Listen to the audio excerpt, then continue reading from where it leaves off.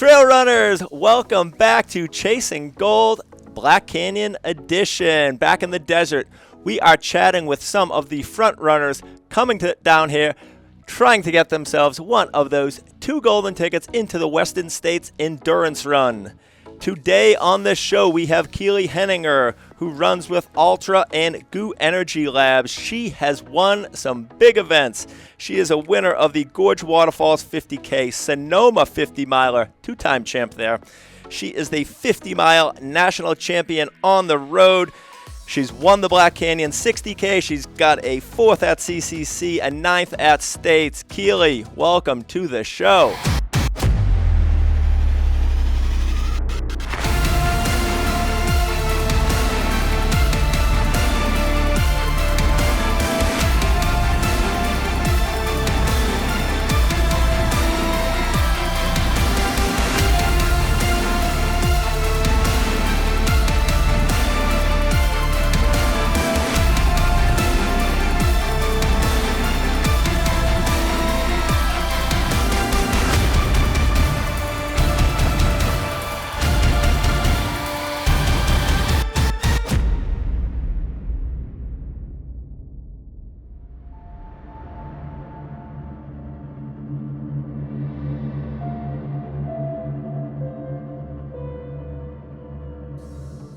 Thanks for having me, Scotty. Absolutely. Keely, the first thing I noticed doing a little bit of research on you, you've been racing since 2013, I believe, and you are only 30 years old. Is that correct? Yeah, I have a lot of ultra running years under my belt for being not that old. That is awesome, and it looks like you've had almost immediate success in your first year or so, placing 3rd at JFK back in 2014. What do you think was the reason for that success? Were you running collegiately? I think the reason for the success was just my aptitude for the sport and my excitement around the sport. I had not ran collegiately, and I also hadn't ran in high school. I just kind of found running after a shoulder injury. Back-to-back years kind of took my basketball career out of the question, and started running in college, but didn't run for Penn State, and just found some really cool runners there who got me into trails ultimately. And then as I was kind of at this, crossroads of my life, deciding what to do after my undergraduate degree, I started trail running, and that kind of led me to pursue trail running after having some early success. But I'd say I contributed more to my overall naivety and stoke for the sport, because I definitely didn't know what I was doing. That is so cool. Obviously, you've came a long way, winning some very big events. I know you run with the team with Ultra, but you also recently became a founding member of Trail Society. Before we dive into your training for Black Canyon, give us a quick rundown of what's going on over at Trail Society and where can people find it. Sure. Trail Society is a podcast you can find on any of your podcast platforms. And I am a co-host with Hillary Allen and Corinne Malcolm, 2 other ladies in the sport. And our goal there is just to, have open discussions around topics that typically aren't talked about in the sport, specifically around female athletes and female training and all the nuances of female-bodied athletes. And yeah, we want it to be kind of a safe space for people to learn about things that are normally not talked in the sport, to hopefully, start changing the narrative in the sport so that people can train in a better way and be healthier. That is awesome. We definitely have a long way to go in that side of the sport, getting more females involved in media and everything. So thank you for being a great ambassador for our sport. And now let's dive into the nitty gritty. You are coming to the desert chasing one of them golden tickets. Keely, talk to us about your training. What does the training look like, say, the last 6 weeks, 8 weeks? How's everything going? How many days do you generally run? What kind of workouts? All that kind of stuff. Sure. Yeah. So the past 8 weeks have been a lot of ups and downs, I would say, in terms of, in those 8 weeks, I've had a couple different builds. Most notably would be probably the first build that kind of peaked about 6 or 8 weeks ago, where I ended that build with a run across Joshua Tree. So it was also a desert, and it's also net downhill. So the hopes with that run was to kind of get some some of the similar terrain on the legs that mimics that first 60K pretty well.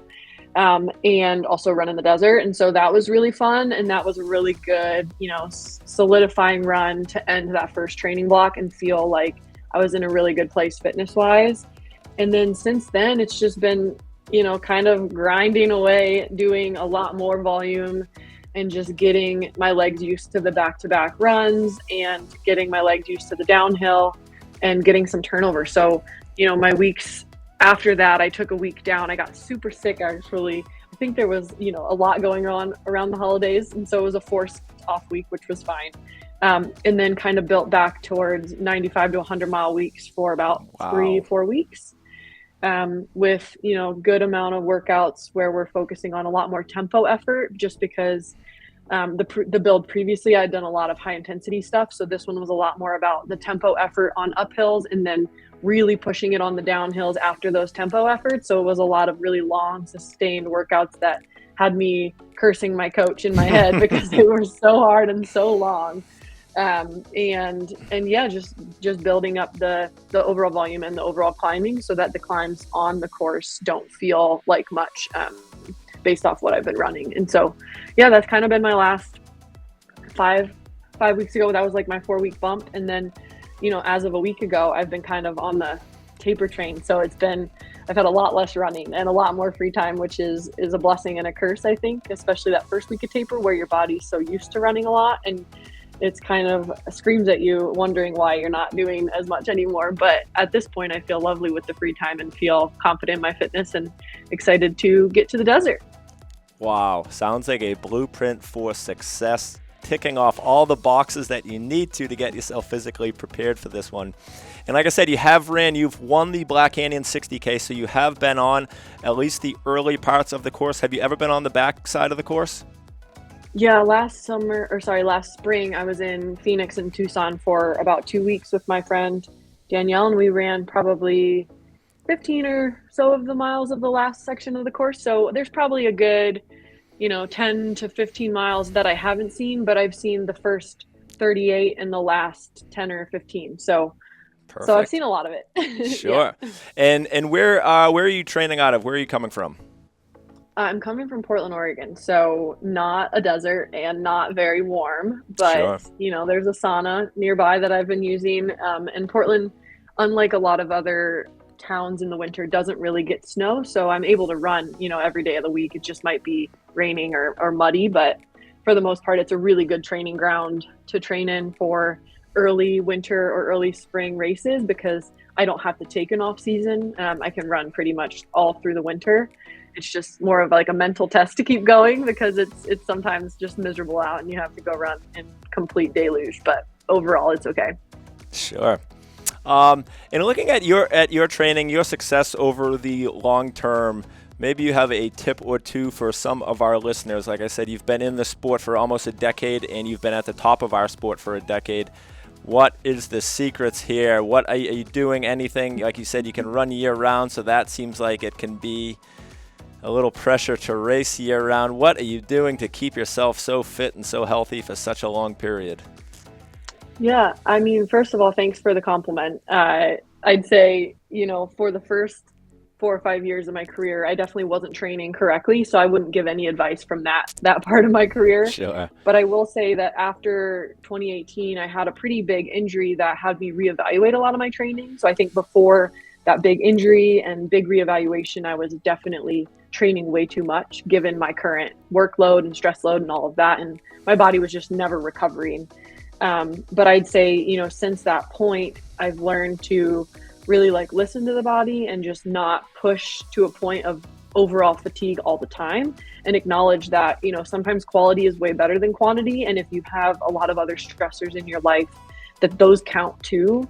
And your stress bucket can only get filled so high before it starts to overflow. And so whether that's training stress or work stress or life stress, they all fill into the same bucket. And so, being really mindful of that and acknowledging that sometimes that means backing off training is really important in longevity in the sport so that your body is functioning in a really normal and optimal way, and that you're not going into the hole and, overtraining, ending with injury and all of those kind of things. And so I'd like to say my journey's been super linear for those 10 years, but I would say it's like definitely been a lot of learning, and I feel like I now have a better grasp on my training than I've ever had.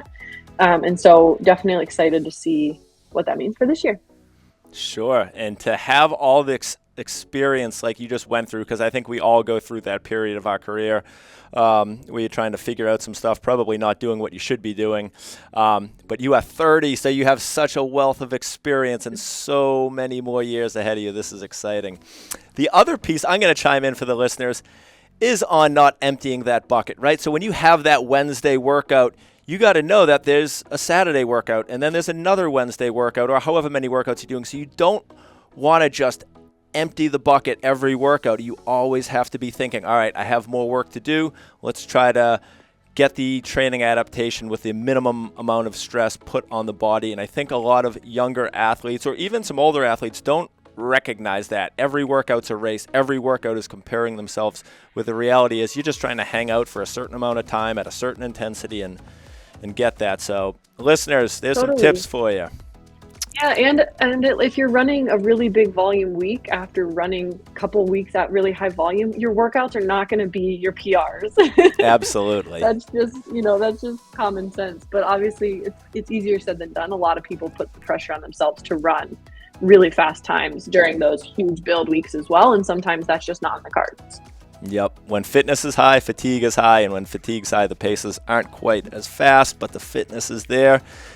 And now you taper. That's why we taper. Now you're coming in, Kelly, with a huge amount of fitness, tapered, ready to go. Let me quickly go through some race day stuff with you. What are you doing on the start line or in your race day prep to make sure you are successful on race day? I know a lot of athletes break down the race into certain sections and they plan out, hey, this is what I have to do here or there. Other athletes go all by feel. I'm just going to react off the field.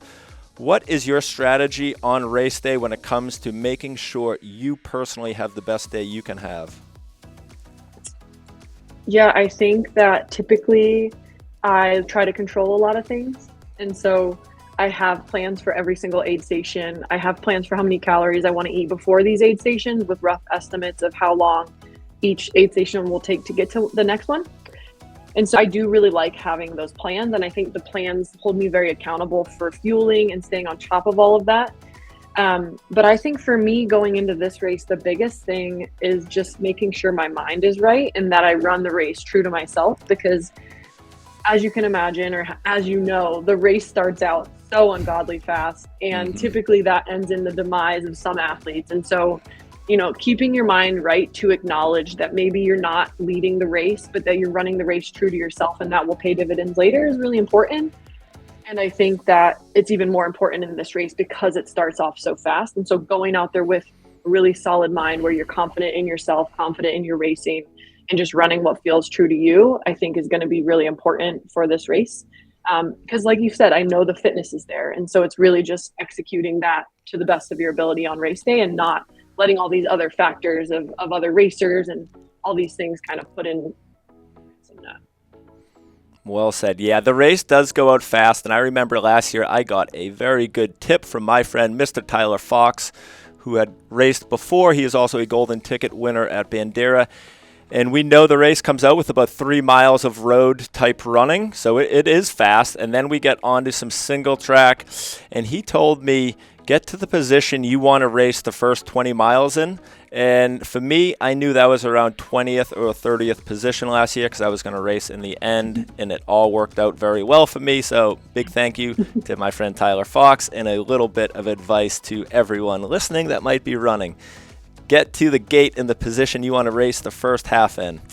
Cool. I love it. How about bottles? What's in the bottles? I'm assuming it's probably GU Energy Labs, but are you a traditional athlete? Are you using sports drink and gels, or are you kind of doing sports drink real food, or all sports drink? How does that look? Yeah, I think for me, for this kind of a race that is a lot faster than, say, Western States or something, I'll do primarily sports nutrition. And so that doesn't mean natural or real food for me. I'll always have backups at the aid stations because you never know. But for me, typically for these kind of races, I do mostly gels.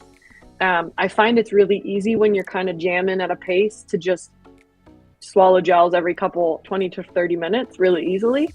And then I think for this race, because it is a little hotter, I might move to liquid gels or just more liquid calories as it gets a little warmer. But again, I think I'll start with that gel plan and have those liquid calories as a backup in case the gels turn a little bit sour in the stomach.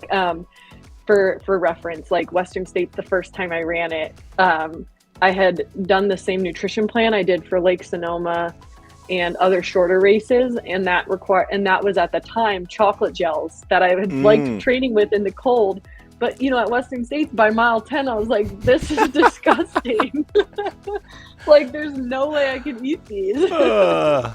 That's so great. Learned the hard way there and did not have the best race I could have had. But at the end of the day, having a solid plan with those gels and then the backup liquid nutrition is kind of my go-to.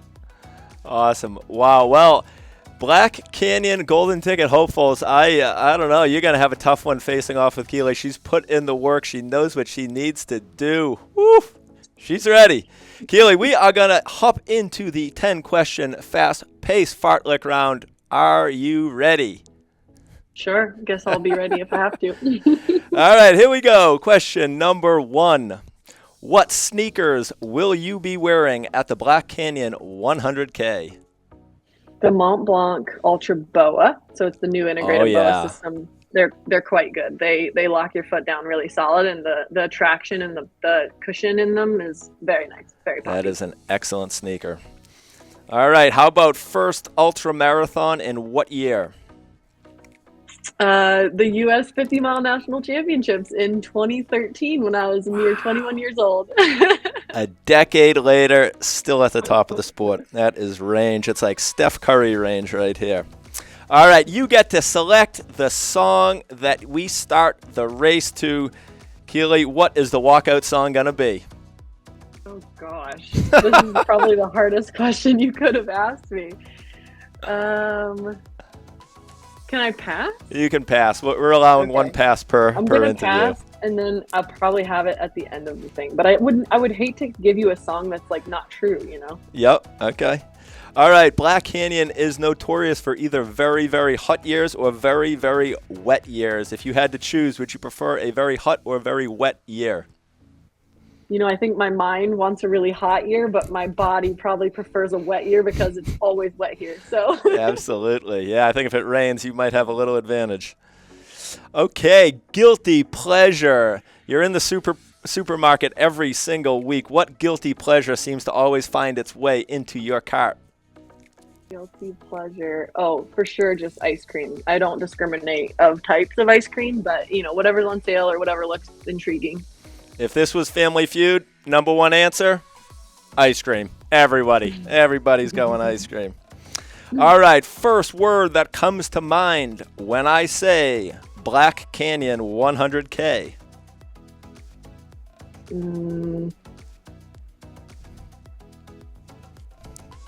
Desert. Not very fun. All right, Yeah. we'll take it.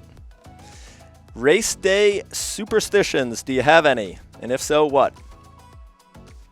Look good, feel good. Yes, love that one. All right, question number 8. Are you going to be wearing shades or no shades? Probably shades after the start. Probably not right away. Sure. Question number 9. Do you have a secret weapon that you will use in the second half of the race? Yeah, I'll use my climbing legs because I love climbing, and there's been a lot of climbing in Portland, and the second half is all about the climbing. Heck yes. All right, putting you on the spot for question number 10. Keely, what place are you finishing the Black Canyon 100K? Oh, man, we'll just go big. We're going to say first. First. Love it. Might as well. Go Keely, big or go home. Thank you so much for coming on the show. We are going to be rooting for you, and we will see you at the Black Canyon 100K. Thanks for having me, Scotty. Absolutely.